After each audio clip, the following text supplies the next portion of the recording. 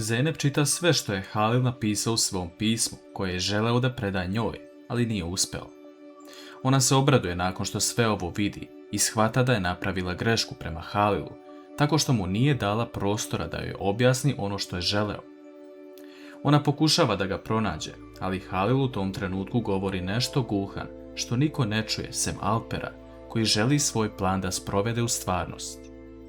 Halil odlazi negde sam sa automobilom, a Alper odlučuje da ga prati kako bi sve završio jednom zauvek.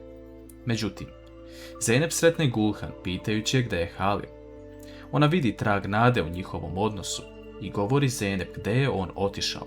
Dok Alpera deli 1 sekunda da završi sve sa Halilom, Zeynep se pojavljuje ispred Halila i sprečava Alpera u svom činu. Halil se okreće od nje jer mu je jasno dala do znanja da ne želi ništa sa njim, ali ipak staje i priča sa njom. Zeynep se izvinjava Halilu što je sve ono rekla malo pre, ali nije želela da se on osjeća tužno. Naime, Zeynep ne govori Halilu da je pročitala njegovo pismo, a on ne sme da iskoristi priliku da započne temu o tome kako je on dečak sa brda Ruzgarli tepe. Alper je nervozan jer je Zeynep blizu Halila, ali ne može da završi sa njim sada. U tom trenutku Cemre govori Asu da odmah nađe svoj pasoš kako bi napustili vilu, što pre, a ona zove Alpera jer je njemu dala svoje dokumente. Alper gleda u poruku i odmah kreće nazad u vilu, te ostavlja Halila i Zeynep same. Njih dvoje provode trenutke zajedno pored jezera, ali još uvek niko nikome ne govori istinu. Nakon što se vrate u vilu, Halil govori Zeynep da će biti u svojoj radionici, a ona ide da proveri kako je Zumrud. S druge strane, Eren je krenuo da istražuje pravu istinu u vezi Fejaza. On odlazi po bolnicama u gradu kako bi pronašao da li je on zaista pacijent negde, ali Eren je na korak da sazna istinu. Alper dolazi u dvorište vile kako bi popričao sa Asu. Ona mu govori da jedva čeka da otputuje u inostranstvo, ali ga pita gde su njena dokumenta. Alper govori da ih izgubio, ali ljutitim tonom. Sve to vidi Zeynep koja govori Alperu da se ne ponaša tako. Asu staje ispred Zeynep govoreći da se ne meša između dvoje zaljubljenih, a Zeynep govori da je ne zanima ništa između njih, ali se ne mogu tako ponašati u vili, te odlazi. Alper se naljuti na Asu, govoreći da od inostranstva nema ništa, jer je sve pokvarila i da između njih nema ljubavi. Asu prenosi Cemre da je izgubila svoje dokumente, a Cemre je sada u još većem problemu jer nemaju ni novac ni Asuina dokumenta. Ona odlučuje da ode kod Songul u sobu, davajući joj 2 dana da skupi određenu svotu novca, inače će sve priznati. Vraćamo se na scenu između Halila i Zeynep. Halil prilazi Zeynep sa velikom srećom. Njih dvoje odlaze u njegovu radionicu, a Halil prenosi Zeynep da je zvala velika firma iz Istanbula i tražila Halilovu prezentaciju kako bi radili zajedno. On taj posao poverava Zeynep jer joj mnogo veruje, a ona je mislila da će Halil reći nešto vezano za njih dvoje.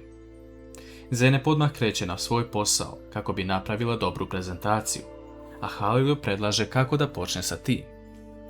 On nakon toga odlazi napolje, a Zeynep ostaje da radi. S druge strane, Ozlem želi da se približi Hakanu i to govori Ferihi.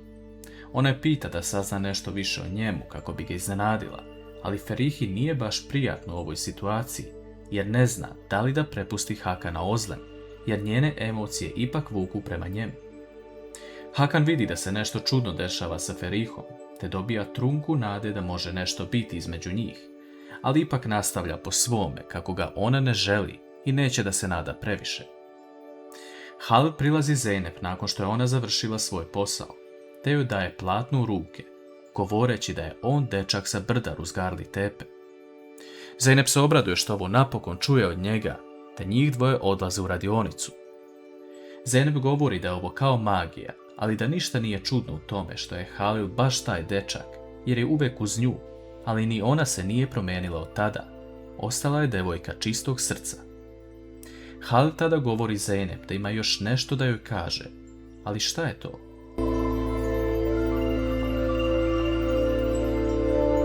Zeynep očekuje od Halila da će reći sve što mu leži na srcu, ali on prenosi šta mu je Eren rekao, a to je da prezentacija mora biti gotova do sutra i da nemaju 7 dana. Halil će sve zajedno raditi sa Zeynep kako bi prezentacija ispala kako treba, a Zeynep biva malo razočarana što on nije rekao šta mu je na duši. Taj moment prekida Gulhan koja ulazi u radionicu, a Zeynep odlazi kod svoje sestre Selme i govori da je Zeynep devojka iz Halilove prošlosti, to jest da je on dečak sa brda uz Garli tepe. Selma se veoma obraduje ovome, ali Zeynep govori da on nije još rekao svoje emocije jer je Gulhan ušla u radionicu.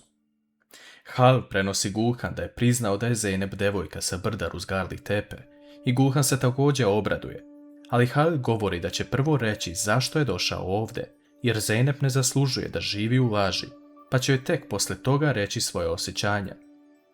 Gledamo scenu gdje Songul zove banku kako bi podigla kredit da isplati Chemre i Asu, ali čovjek iz banke ne može da joj izađe u susret.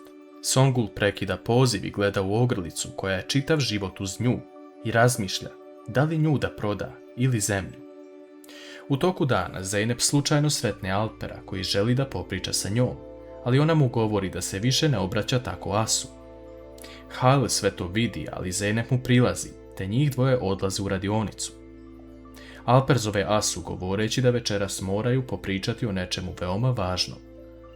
Asu odlazi u Alperovu sobu uveče i vidi njegov i Zeynepin pasoš ispod jastuka. Alper ulazi u sobu i govori Asu da će joj sve objasniti, ali moraju otići van vile.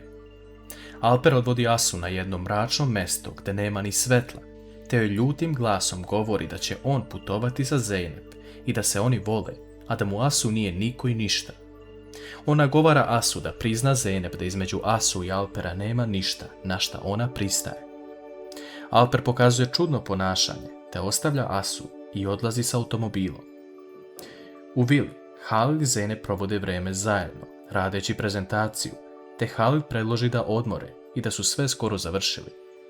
On kasnije sanja kako govori Zeynep istinu, ali ona to ne prihvata na način koji je on mislio, te se budi uplašen i ne znamo da li će priznati sve Zeynep. Sutradan ujutru Halil i Zeynep odlaze na mjesto gdje se održava prezentacija, ali Zeynep sama ulazi i počinje sa svojim radom. Halil je s nestrpljenjem čeka napolju, a Zeynep se pojavljuje u jednom trenutku, govoreći da je sve prošlo kako treba i da su ljudi oduševljeni. Njemu malo fali da kaže istinu, ali ipak odustaje, govoreći da mu je veoma drago što se to desilo i da moraju proslaviti. Oni se vraćaju u vilu, a Zeynep odlazi u Muštimelat, govoreći svojoj porodici da je njena prezentacija prošla odlično i da postoji šansa da ih izvuče iz ovog mesta.